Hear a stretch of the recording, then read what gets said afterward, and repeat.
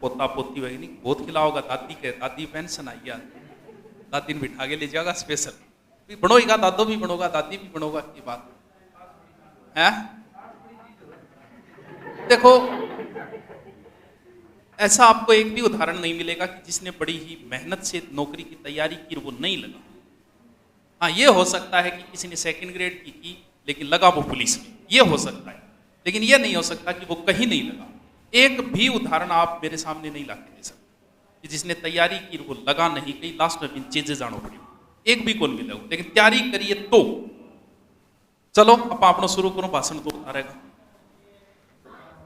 हैं, पढ़ ले आप, अब नौकरी में कंपटीशन और बढ़ जाओ, क्योंकि हर आदमी आई सोचेगा कहे पहले तो यहाँ कौन सोचता पढ़ने दे रहेगा, पेंशन तो है को नहीं, यही कमांड लाग रहे हैं कि जरूर, लेकिन अब आओगे कि यार बुढ़ापो शुरू पड़ जाएगा, थोड़ी लाग जाऊंगी सेट, लेकिन मुझे कंपटीशन भी बढ़ेगा। चलो लो अपना चल रहा था क्या, अभ्यास ज्यादा से ज्यादा करना, गलती स्टूडेंट एक ही करे, बहुत बढ़िया तरीकों पढ़े वो याद भी करे, लेकिन स्टूडेंट सबसे बड़ी गलती ये करता है कि वो ऑब्जेक्टिव नहीं निकालता, और एग्जाम आपकी ऑब्जेक्टिव है, वो पहले युद्ध से पहले तैयारियां नहीं करता। अपनी भारतीय सेना है युद्धाभ्यास करती है, बहुत खर्चा लगता है युद्धाभ्यास में, बहुत खर्चा लगता है, लेकिन फिर भी उसे युद्धाभ्यास करना पड़ता है, क्योंकि जिस दिन युद्ध की नौबत आएगी तो वो पहली तैयारी। अपना 100 क्यों कर लिया, एक स्टूडेंट्स बहुत अच्छी तैयारी करे, लेकिन वो पेपर में बैठ के भी को मॉडल पेपर कभी को निकाले, 100 क्यों पढ़ देगा रट देगा, लेकिन 50 मॉडल पेपर को निकालो थे एग्जाम में, पहले बात हरी 100 बड़ी गलती हुई।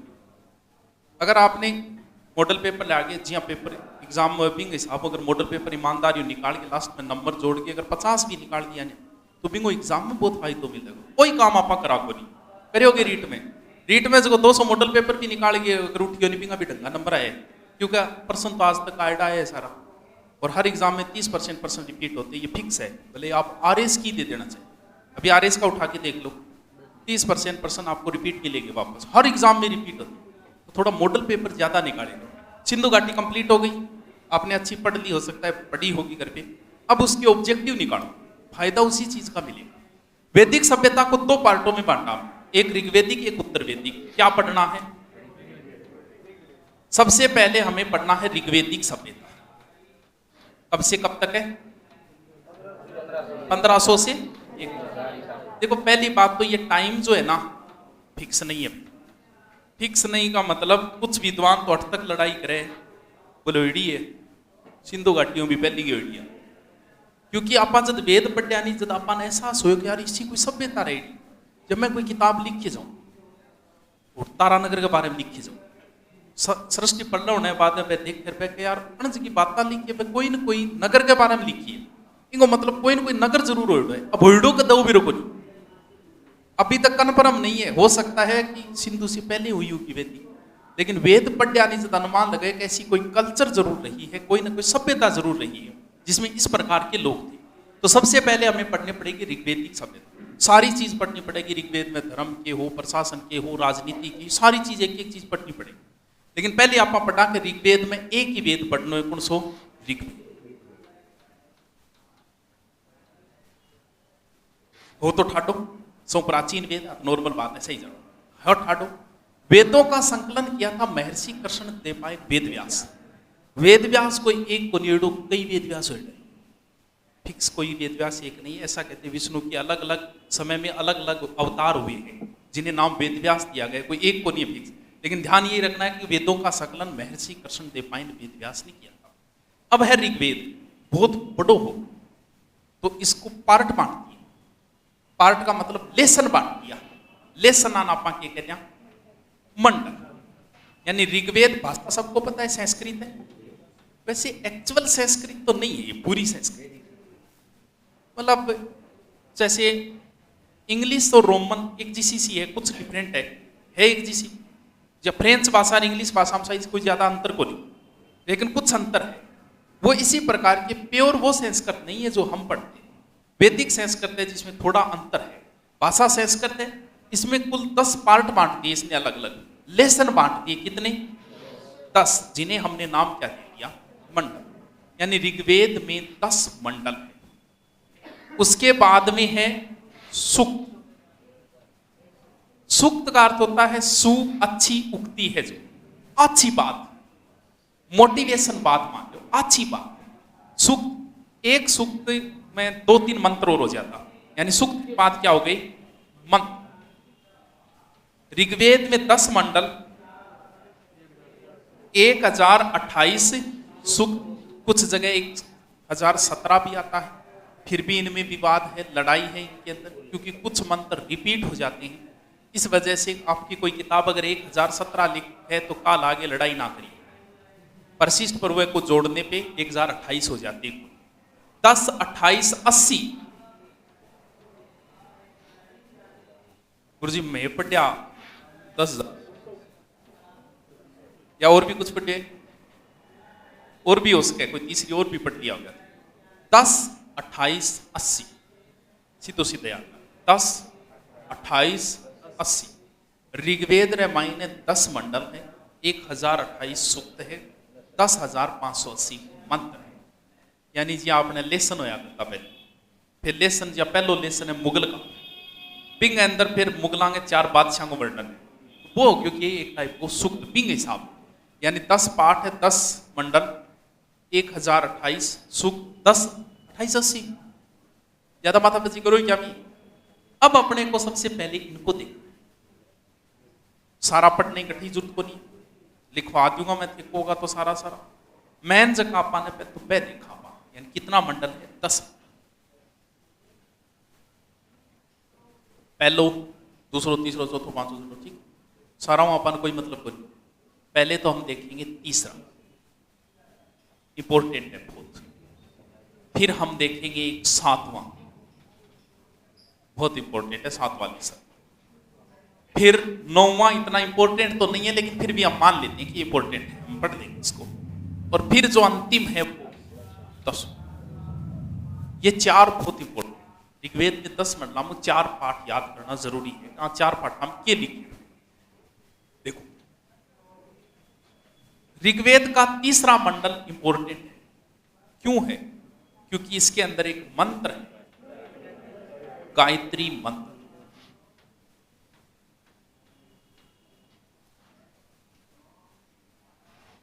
कई बार आ गए गायत्री मंत्र में। एक बार तो ऐसे पूछा था आरएस में, गायत्री मंत्र किस देवता को समर्पित है? पहली बात तो पिया देखे तो कोई देवता नहीं। गायत्री मंत्र का अगर हम हिंदी अर्थ निकालेंगे तो उसमें यह कह गया तू सर्वशक्तिमान, तू या तन्ने ही मैं सब कुछ समर्पित करूं, तू मन ज्ञान वर्ती। पिया देखे तो किन्हीं समर्पित को भगवान के लिए कहा गया है गायत्री मंत्र का, अगर हम हिंदी अनुवाद देखें इसका। लेकिन ये माना गया है कि सब कुछ सृष्टि का निर्माता एक तरीके से सूर्य ही है। हम लोग जिंदा हैं तो सूर्य की वजह से। 5 दिन ने निकले आपनो बेरोपड़ जो डोड़गुआ पक्षा, तो सूर्य का भी अलग अलग रूप है। जब प्राचीन समय में समय क्या ज्ञात करता है, वैदिक काल यहाँ करता है कि 4 बज गया, 5 बज गया, 6 बज गया, समय को आन की बेरोचा। हाँ क्यों? ये समय जैसे आपने सुना होगा ब्रह्म मुहूर्त, गोधूली वेला, निशित, दोपहर, यही शब्द थे। कच्ची आणो है गोधूले आटे माजी पीटे धुआं उठे, कोई किनी दिखो को नहीं पीटे मिलांगा। गोधूली वेला कौन सी होगी? पीटे में जब गाया चर के पाछी आती नहीं, जब यानी सूर्य तो छिपना रोसो टाइम हुए वो वे गोधूली वेला। निशित एकदम मध्य रात्रि। सूर्य का एक रूप है सुबह का सूर्य, ऐसा कहा जाता है, उसे सैम्रिता कहा गया, इसी को समर्पित है। जब आरएस में आया था तो सूर्य ऑप्शन नहीं था उसमें। वैसे गायत्री जो है वो कौन है? गायत्री कौन है? एक बार तो एग्जाम में गायत्री मंत्र की मात्रा पूछी, कितनी मात्रा है गायत्री मंत्र? क्योंकि दुनिया का सबसे शक्तिशाली शब्द है ओम। ओम के बराबर अगर दुनिया का कोई शक्तिशाली मंत्र, कोई शब्द है तो वो गायत्री मंत्र है। इसका जो वाचन किया जाता है वो बोल के नहीं किया जाता, मतलब सीधा बोले मन के अंदर किया जाता है इसका। और सबको आता है कि ओम भूर्भुवः स्वः तत्सवितुर्वरेण्यं भर्गो देवस्य धीमहि यो यो न प्रचोदयात्। कोई ये नहीं। ओम यजामहि सुगंधिं पुष्टिवर्धनम, ये कौन सा है? अनगेरो, ये भी ऋग्वेद में है। ओम यजामहि सुगंधिं पुष्टिवर्धनम मंत्र देवस्य इतनी ऐसी करके पूरे याद को नहीं रहे, मतलब वो मंत्र आज थे सुन लियो नहीं, आज थे कौन मरो। महामृत्युंजय मंत्र है, मरने के लिए नहीं है, ये सुखी जीवन के लिए और लंबी आयु के लिए होता है महामृत्युंजय मंत्र। ये भी ऋग्वेद के अंदर है महामृत्युंजय मंत्र भी। गायत्री मंत्र में ऐसा कहा जाता है टोटल 24 ही देवता माने गए हैं, 24 ही सिद्धियां मानी गई है। उसी प्रकार इसमें 24 मात्राएं हैं गायत्री मंत्र के अंदर। इसका वाचन आप कभी भी कर सकते हो, एक सायंकाल को नहीं बताया जाता वैसे, बाकी आप मन के अंदर इसका कभी भी कर सकते हो। एक अलग ऊर्जा का संचार होता है इसके अंदर आवे और घर में वो क्योंकि मंत्रों की जो सिद्धि है ना, पुराने टाइम में कौन देखे हाथ में ले गए पानी पूनी मार के मंत्र राग लाए श्राप दे देता, तो वो मंत्र मैं थाने बताती हूँ तो थारे भी काम कर जाओ है जी। हम कई बार देखे रामायण महाभारत में कुछ बोले बोलता ही तीर आ जा, तो कोई मंत्र मान लो अर्जुन और थाने बतावे तो थारकन भी तीर आ जाओगे। इन मंत्रों की सिद्धि करनी पड़ती। गायत्री मंत्र से आपकी हर इच्छा पूरी होगी, लेकिन इसके लिए इसका जाप होगा कि कम से कम आपको 1008 या कुछ है वो 1008 है पता नहीं, इतनी बार आप जाप करो इसका मन के अंदर। जब आपको लगा कि इतनी बार जाप हो गया, आपको नहीं गिन के करना है, पहले बोलती और दूसरों बोलती हो कि आपको लगना चाहिए कि हो गया इतनी बार। फिर अगर आपकी कोई इच्छा है तब ये मंत्र बोल के करोगे, तब इस मंत्र की सिद्धि प्राप्त हो जाती है। उसे बोलते हैं सिद्धि, क्योंकि पढ़ना पड़े पहले इन मंत्रों को सिद्धि करानी पड़ती है, फिर ये काम करेंगे। तो गायत्री मंत्र जो है वो दुनिया का शक्तिशाली मंत्र है, ओम के बराबर इसकी ताकत बताई गई है। 24 इसमें मात्राएं बताई गई है। किसको समर्पित है ये? सूर्य को। तो क्यों किया गया? क्योंकि ये मंत्र विश्वामित्र द्वारा है। तो विश्वामित्र ने इस मंत्र को बनाने की आवश्यकता कहां हुई, क्यों बनाई? कौन सी जाति थी? आर्य। आर्य जब आए तब कई जातियां थी हमारे यहां, तो उनको उन्होंने एक तरीके से अनार्य कह दिया कि है ये अनार्य। अनार्यों की परिभाषा भी लिखी गई है ऋग्वेद। जो अवृत है यानी जो व्रत नहीं रखा वो अनार्य। जी मैं कौन रखूं, मैं क्यों क्यों अनार्य। जो अच्छी भाषा नहीं बोलता, मां बहन की गाड़ियां निकाल, ये गुण लगभग अपने में है, तो वो अनार्य है। जिसकी नाक चपटी हो वो अनार्य है। ये परिभाषा दी गई है ऋग्वेद के अंदर। तो उन अनार्यों को कन्वर्ट करना है आर्यों के अंदर, या तो उनको समाप्त करो या फिर उनको कन्वर्ट करो। तो अनार्यों को आर्यों में बदलने के लिए ही इस मंत्र को बनाया गया था, जिसको गायत्री मंत्र को। तो ऋग्वेद के तीसरे मंडल में गायत्री मंत्र है, सूर्य को समर्पित है। बस इतना याद रख लिया, बाकी की जरूरत को कौन से मंडल ध्यान रखना जरूरी। कौन सा मंडल मोको? तीसरा। ठीक। अब बात करा 7वें मंडल। देखो ऋग्वेद का 7वां 7 और 10, क्योंकि इनमें वर्णन है दशराज्य युग। दशराज्य युद्ध का बड़ा इंपॉर्टेंट युद्ध है दासराज्य युद्ध। 7 10 ही राख लो, क्योंकि एग्जाम में ज्यादातर ये पूछे दासराज्य युद्ध जो है किस मंडल में वर्णन है इसका। ये युद्ध है कि कहानियां है। उस समय अलग अलग कबीले थे, अलग अलग वंश थे। ठीक है। त्रित्सु वंश, त्रित्सु कबीला है वैसे, और इसमें पुरु वंश है। पुरु वंश का एक राजा था सुदास। राजा के बाद में सबसे बड़ा पद कौन सा होता था? जैसे हमारे बात करें तो प्रधानमंत्री के बाद बड़ो पद कौन सो माना पा? गृह मंत्री मान लिया। अब मान लो गृह मंत्री पद खातर कोई नाराज हो सके या कोई बड़ी बात बोली, बिहार आदमी सपनों देखे। आपने तो किया राजस्थान में तो लगभग ये पद मुख्यमंत्री रखता है, केंद्र में नहीं रखता है। केंद्र में प्रधानमंत्री अपने पास नहीं रखता, किसी किसी को देता है। गृह मंत्री एक बड़ा पद है। उस समय सबसे बड़ा पद तो राजा का है। राजा के बाद में बड़ा पद जो माना जाता था वो माना जाता था पुरोहित का। यह सबसे बड़ा पद था राजा के बाद। भगवान राम के गुरु के नाम जानते हो? हैं? भगवान राम के गुरु का नाम है विश्वामित्र और या वशिष्ठ। बिल्कुल दोनों रामायण के अंदर दोनों के ही रोल आते हैं। भगवान राम को जंगल में कौन से लेके जाते? विश्वामित्र लेके जाते हैं, वशिष्ठ। हाँ, एक शिक्षा देते हैं, एक उनको वन के अंदर ले जाते हैं कि भी राक्षस वो ताड़का को मारते हैं उस समय। तो ये दोनों गुरु रामायण में दिखाई गए। ऐसा कहा गया है कि पुरु वंश का जो ये राजा था सुदास, इसका पुरोहित था विश्वामित्र। ठीक है। विश्वामित्र की जगह अणपुरोहित बना दियो किन वशिष्ठ, महाराज हो गया गड्ढा, विश्वामित्र हो गया नाराज। और इंगई बॉर्डर ला गया करती पूर्व वंश के सारे एक दूसरो वंश।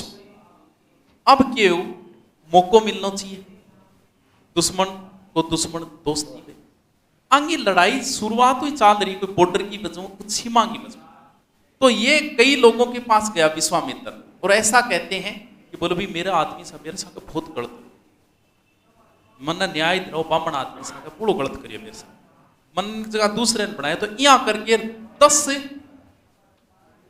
राजा ने बेड़ा कर लिया, इसीलिए इस युद्ध का नाम पड़ गया दासरा की। इसमें अब कई बार एग्जाम में ऐसे पूछ रहे दासरा की युद्ध किन किन के मध्य हुआ, आर्य आर्य या आर्य अनार्य?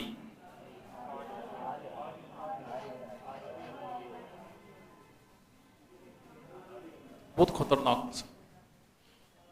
एक नियम है कि पहली तो दूसरा खत्म करो, दूसरी जाति। जब दूसरी जाति खत्म हो जाए आपा बच्चा आपस में अपने लड़ते हो। ये अफगानिस्तान ये क्या लड़ाई है जी? हाँ, कोई दूसरी जाति तो कोई नहीं बैठा है, भाई भाई है भी आपस में लड़ रहे हैं। ऐसा इराक में हुआ, इराक में कोई दूसरे थोड़ी थे, पहले तो दूसरे से आगे लड़ते हो, फिर बच्चे ने अपना आपस में लड़ते हो। लड़नो है बस, अनार्य बच्चे नहीं, आर्य आर्य बच्चा अपने ही लड़ते हो। बाकी 3 अनार्य कबीले इसमें जरूर थे, वो सपोर्टिंग रोल में थे वैसे, बाकी ये आर्यों आर्यों के बीच में लड़ा गया था। अब बात ये कि युद्ध कहां लड़ा गया, ये युद्ध लड़ा गया था परूसनी या रावी नदी के किनारे। ये हो सकता है पंजाब के आसपास वो क्षेत्र रहा होगा, यानी पंजाब। परूसनी का मतलब वहां हम वर्तमान में इसे रावी बोलते हैं, ऋग्वेद में इसे परूसनी कहा गया, पंजाब के आसपास। अब कुछ विद्वान कहते हैं कि ऐसा नहीं, ये युद्ध जो लड़ा गया ना वो पानी पे कब्जा करने के लिए लड़ा गया था। हो सकता है ऐसा भी, क्योंकि रावी नदी के किनारे, हो सकता है पानी के लिए इनकी दुश्मनी पहले से चली आ रही होगी और विश्वामित्र ने उसे बढ़ावा दे दिया होगा, जो भी हुआ होगा। तो दासरा के युद्ध जो है वो ऋग्वेद के 7वें मंडल में है, परूसनी रावी नदी के किनारे लड़ा गया। मेन रीजन इसका यह था कि विश्वामित्र के स्थान पे वशिष्ठ को बना दिया गया था पुरोहित। ठीक है, ये है याद रहे, बोल रहे। इसी युद्ध के बाद में भारत का नाम जो भारत पड़ा था वो इसी युद्ध के बाद में पड़ा था, भरतवंश से संबंधित था, तो भारत नाम इसी युद्ध के बाद में पड़ा था। अगला कौन सा है? 9वें के बाद। 9वें में एक महाराज को जिक्र है, एक देवता को जिक्र है, भी देवता को नाम है सोम। ऋग्वेद में टोटल कितना सूक्त है? 1028। नींद आ रही है क्या? पीछे आ रही है, नींद आ रही है क्या?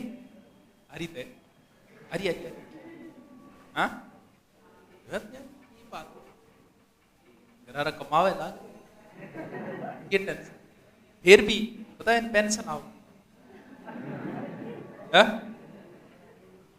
ये बात हुई, रात क्या बिजी है, क्या बिजी करिए, जल्दी सो गया, फिर ही नींद आ, सुबह जल्दी उठ गया। किसी परूस नहीं, किसी रावी पहाड़ में जाओ सोना है, मुझे मजो है नहीं, वो क्या नहीं कर नहा रबे ना सुकून मिलता है तेरे मैं खाने में, चैन मिलता है तो बस रजाई ओढ़ के सो जाने में, सोने में मुझको आनंद है, वो क्या नहीं कर। चलो कोई नहीं, आता सोम, सोम ने एक देवता बना रखा। ऋग्वेद में टोटल कितने सूक्त हैं? 1028। ऐसा कहा गया है कि 1028 में 144 सूक्त, कुछ जगह 120 भी आता है, 144 सूक्त ओनली फॉर सोम के लिए। भाई जब 1028 144 इन दे रखे है, मतलब आदमी तो कोई महत्वपूर्ण नहीं। अब बात यह कि सोम जो है वो एक रस है जिसे पीना है, पिए को भाई 3 साल का रस जीवन जीनी, फोकट में 25 रुपया जेब में गाल के ले जाए कौन मिला, ये पिया जाता है। अब इसकी तुलना वर्तमान में दारू के बराबर की जा रही है, जबकि ये दारू नहीं थी। इसके जो तरीके बताए गए हैं ना ऋग्वेद, उनको पढ़ के यहां ला गए है तो दारूडिया क्या ला गए, कभी ये एक हिमालय की मुंजवत चोटी से मिलता है, वहां से जड़ी बूटी के रूप में उसे निकाला जाता है, फिर पत्थरों पे उसे पीसा जाता है, फिर कपड़े के अंदर उसको छाना जाता है और फिर इसे करके तुरंत इसे पिया जाता है। फिर पीने के बाद में ऐसा लिखा है, पीने के बाद में इसको आदमी को ताकत मिलती है, साहस मिलता है। मैं हवा की तरह उछल रहा हूं, कहीं मैंने सोमरस तो नहीं पी लिया है। अलाइली खिड़ी सोम, अब मुझे लग रहा है कि मैं पृथ्वी को इधर से उठा के इधर रख सकता हूं। भाई ये तो सहमी दारू वाला लक्षण है सारा सारा। सोमरस के बारे में बातें है लिखेड़ी है, इन आधार पर आप वर्तमान में कुछ लोग सोमरस की तुलना, यदि कई दारू को नाम भी कटाया रखे सोमरस, वो तो सोमरस है, वो तो पी लेना चाहिए, देवता ही पीता। लेकिन देवता जो सोमरस पीते थे उससे आदमी बहकता नहीं था, उसमें एक अलग संचार के भाव। बाद में रामायण के समय इसकी तुलना जो की गई है वो संजीवनी बूटी से की गई है कहीं वही। बाकी वर्तमान में ये बूटी जड़ी बूटी कहीं नहीं मिली है, कहीं इसका जिक्र नहीं है कि आग भी कोई है कि गठई मुंजवत चोटी पर जाए अभी शायद ही कोई मिले तो अपन पेरो को नहीं कि भाई आई जड़ी बूटी, लेकिन जिक्र है वो। तो हो सकता है वर्तमान में इसकी तुलना कर देती है दारू से, दारू तो ये है अलग प्रकार को रस है, वो ताकत देने वाला। तो सोमरस का वर्णन किया गया ऋग्वेद के 90 मंडल, बाकी देवता के अंदर को और जिक्र कर। अब चला लास्ट फाइनल मंडल कौन सो 10 बड़ो मंडल है वो 10। कई चीज आएंगी वहां 10वें मंडल में। 10वें मंडल में जैसे पुरुष सूक्त है, नाप सूक्त है, नदी सूक्त है। नदी सूक्त आप अलग उपटा, नदी कुर्सी महत्वपूर्ण की बात अलग उपटा। इनमें मैन जो है ना वो ये कि ये सूक्त मैन थोड़ी इनकी चर्चा कर जाओ। कौन सा सूक्त? पुरुष सूक्त।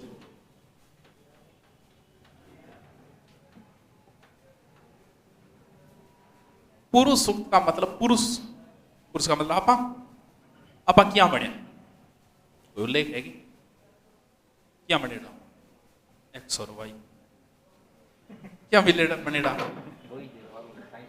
है। इसमें आता है मनु की संतान, मनु में अप्रत्यय जुड़ने से मानव बना। ईड़ा नामक एक राक्षसी हुआ करती थी और उनसे हमारी उत्पत्ति हुई। हमारे अंदर एक राक्षसी के गुण है और एक ऋषि के गुण अपने अंदर है। मनु ऋषि था, ईड़ा एक राक्षसी थी, दोनों के गुण आ गए। अब गुण आते आते वर्तमान में भी हमारे अंदर दो ही व्यक्तियों के गुण। अब डिपेंड ये करता है कि इसमें कौन से गुण हावी हो गए। कुछ लोगों में मनु के गुण हावी हो जाते हैं तो वो साधु प्रवृत्ति का आदमी हो जाए सीधा साधा, और कुछ में पिंग हावी हो जाए ईड़ा का राक्षसी, मीट मांस खाणो, लेग पीस चेपनी, लड़ाई धक्का करना, ए लक्षण जगह के अंदर आज गुण हो गया। ईड़ा का गुण ज्यादा प्रभावी हो, ये कहानी आवे। फिर आ भी एक कहानी आवे पुरुष सूक्त। पुरुष क्या बनेगा आपा क्या बने। ऐसा कहा गया है कि एक आदि मानव है। आदि मानव का मतलब ब्रह्मा जी हो सकते हैं, जबकि ब्रह्मा का ऋग्वेद में कहीं जिक्र नहीं है। निर्गुण ब्रह्म का जिक्र जरूर है इस नास्तिक, बाकी ब्रह्मा का कहीं जिक्र नहीं। कोई आदि मानव है, उस आदि मानव के मुख से उत्पन्न हुए कौन? ब्राह्मण। मुख से बने ब्राह्मण। तो काम क्या हो गया? बोलने का कार्य, पढ़ाई लिखाई बोलना वगैरह वो काम। उस आदि मानव की भुजाओं से कौन बने? क्षत्रिय। यानी क्षत्रिय का काम क्या हो गया? लड़ाई करना, लोगों की रक्षा करना, ये काम हो गया। क्षात्र शब्द से बना है जिसका अर्थ अपना नुकसान सह के किसी की रक्षा करना। और फिर बने जांघ। जांघों से कौन बने? वेश्य, यानी व्यापार करने वाले जो है वो वेश्य। ठीक। और चौथे हैं पैर। पैरों से कौन बने? शूद्र। वैसे ध्यान रहे शुरुआत में ये वर्ण व्यवस्था ये नहीं थी, ये 10वां मंडल बहुत बाद में जोड़ा गया, तो ये बाद में आए हैं ये। अब ये चीजें बन गई, 4 बन गए वर्ण। अब बात ये कि उस समय वर्ण व्यवस्था कैसे थी? कैसे थी का मतलब 2 चीजें हैं, एक तो होता है कर्म और एक वह जन्म। यानी सीधी सी बात मां कहती हूँ आज आप आने दूसरी जातियां जोड़ दिया कि ब्राह्मण को हमने आज जाति बना दी, क्षत्रिय हमने सिर्फ। पुराने समय में क्षत्रिय कौन होता था? जो सैनिक हथियार उठा लेता था, लोगों की रक्षा करता था। यानी वर्तमान की फौज और पुलिस एक प्रकार से क्षत्रिय का कार्य कर रही है हमारी, लेकिन हमने वर्तमान में इसे एक जाति के रूप में राजपूत जाति से कर दिया। ठीक है, क्षत्रिय अब राजपूतों के लिए प्रयुक्त होने लगे। और कौन हो गए? बणिये वगैरह व्यापार करने वाले। और शुद्ध बाकी सारे बच गए, वो सारे शूद्र के अंदर आ जाएंगे। यानी जनरल को छोड़ के वर्तमान के ओबीसी एससी काष्टी में जो भी जातियां हैं उनका जिनका ऋग्वेद में जिक्र है, जैसे कुंभकार का जिक्र है और नाई का भी जिक्र है, इनका वो सारे के सारे किस में आ जाते थे, शूद्र के अंदर आ जाते थे। अब बात आई कि जाति क्या आधारित है, आज जाति किस पर, मैं आज पूछ लूं आज जाति किस पर है, जन्म पर है, ठीक है। क्यों है, जैसे पुराने समय में जाति जन्म पर नहीं, एक घर में ही चारों जातियां मिल जाती। मान लो एक घर में कोई वेद पाठ का कार्य कर रहा है, वो ब्राह्मण हो गया, कोई फौज या पुलिस में भर्ती हो गया, क्षत्रिय हो गया, कोई व्यापार करने लग गया, वो या कोई दूसरा काम, एक घर में ही चारों जातियां मिल जाती। यानी जाति थी कर्म पर आधारित, जैसा काम उसकी वैसी जाति। बाद में इनको अब धीरे धीरे, आज ब्राह्मण के घर जन्म लेना रहो तो ब्राह्मण ही वह, भले ही वो फौज में चला जाए, भले ही वो कोई व्यापार करने लग जाए, भले ही वो कोई तीसरा कार्य करने लग जाए। वर्तमान में जाति है जन्म पर आधारित, उस समय जाति किस पर आधारित थी, कर्म पर आधारित थी। ठीक है, इन चार यानी पुरुष सूक्त में चार जातियों की उत्पत्ति का उल्लेख मिलता है, जो ऋग्वेद के कौन से मंडल में है, 10वें मंडल। ठीक है, वो व्यवस्था ठीक थी, जाति कर्म पर आधारित सही रहे, जन्म पर, जन्म पर सही क्या रहे, तो तू बता। हाँ, अब एक उच्च कुल में होके भी नीच काम करने लग रहे हैं, लड़ाई दंगा करे, रोजाने केस मुकदमा करा लिया है, उंदा सुंदा करे, लेकिन वो उच्च कुल में उस समय तो बिन साइड में कर देता। आज तो कौन कर सके, आज थोड़ी करे जा सके। उस समय आदमी श्रेष्ठ बन सकता था अपने कार्यों द्वारा, क्या आज बन सकता है अपने कार्यों द्वारा, नौकरी लाग गया और बाइक अलग चीज है। तो जाति जो है वो कर्म पे आधारित सही रहती है, बाकी कर्म का आधारित है जी। अब मेरा आज कर्म का आधारित, मैं कर्म हूं, क्यों मैं कर्म हूं, ब्राह्मण हूं, जाति से मैं चारण हूं, लेकिन कर्म से मैं अब क्या हो गया, क्योंकि मेरा काम क्या है, बोलने का काम है, सिखाने का काम है। जो प्राचीन समय में ब्राह्मण किया करते थे वो आज मेरा काम, तो मैं जाति से ये हो गया। कोई फौज पुलिस में चला गया तो वो जाति से, वैसे कर्म से वो क्षत्रिय है, जाति उसकी कोई और हो सकती। यदि कहीं वो कर्म हूं तो वो है, लेकिन मेरा कर्म तो ये, कर्म से तो ये और मेरी जाति आ। मैं जब बोलूंगा, मैं क्या बोलूँ, मैं कर्म से ब्राह्मण हूं, जाति मेरी चार। समझ गया आगे, कौन समझा, वही बात है, चारण ब्राह्मण एक ही वे कदू आया, कदी गया रात तो को दिया आप जितनी बात में हो गया तेरे को है, चारण ओबीसी में ब्राह्मण जनरल में आते हैं, तू एक जगह ही कर दिया क्या, रिश्ता भी आपस में करवा रही है, कौन करवा रही है? बजट में ये क्या जागा घोषणा कि चारण और ब्राह्मण एक ही होंगे। चलो कोई, वो प्राचीन समय में यही कार्य था। वैसे मैन कार्य तो बोलने का कार्य था, बोलने का कर सको थे, करो तो सेट, कोई बात नहीं। देखो ऋग्वेद, ऋग्वेद ही चाल ऋग्वेद 10 मंडल 1028, तीसरे मंडल गायत्री मंत्र, 7वें मंडल में दासराग्य युद्ध, 9वें मंडल में सोम देवता और 10वें में पुरुष। गायत्री मंत्र महामृत्युंजय मंत्र दोनों ही ऋग्वेद में बताए गए, महामृत्युंजय। अब आगे राजनीतिक, सामाजिक, धार्मिक, वह सारी अलग अलग पढ़नी पड़ेगी दोनों में। ऋग्वेद ही अलग पढ़नी पड़ेगी, राजनीति यानी कम से कम 2 महीना और चलेगा टॉपिक, बाद में पूरा हो जाओ। 2 महीना तो लगेगा, मैं वेद कराने लग रही हूँ, एक वेद पढ़ने में 18 साल लग जाता, कोई टाइम तो लगे, कोई धीरे धीरे वेद पाठ चालू होगा, फिर भागवत कथा चालू होगी, तो यहाँ करके अपना लंबो टाइम लागो, क्या कहते हैं?